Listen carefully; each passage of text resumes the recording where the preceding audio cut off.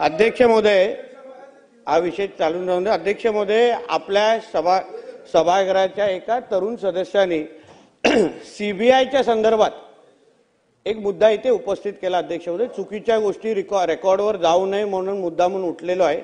अध्यक्ष महोदय, सुशांत सिंग राजपूतच्या संदर्भातला जो क्लोजर रिपोर्ट आहे तो सीबीआयने कोर्टात दिलेला आहे। कोर्टाने अजूनपर्यंत एक्सेप्ट केलेला नाही।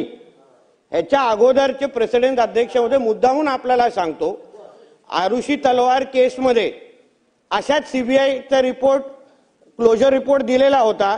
कोर्टाने तो नाकारला आणि परत ती केस ओपन केली आणि नंतर मग शिक्षा पण झालेली आहे। म्हणून उगाच चुकीच्या गोष्टी सभागृहाच्या याच्यावर बोलूच नाही। थोड्या गोष्टी जरा संयम ठेवावा। क्लोजर रिपोर्ट आता फक्त दाखल केलेला आहे।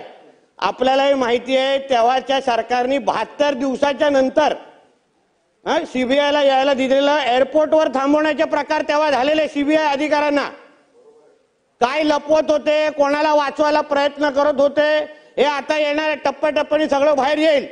पण नंतर मोदी साहेबांच्या सरकारने सीबीआयच्यावर आरोप करून हे सगळ्या गोष्टी अध्यक्ष महोदय अज्ञानी लोकांनी याच्यावर काय बोलू नये, थोडं थांबावं, शिकून घ्यावं आणि मग वेळ आल्यावर याबद्दल भाष्य करावं ना अध्यक्ष महोदय। म्हणून ह्या गोष्टी चुकीच्या गोष्टी पटलावर जाऊ नये म्हणून मुद्दामून इथे बोललेलो आहे।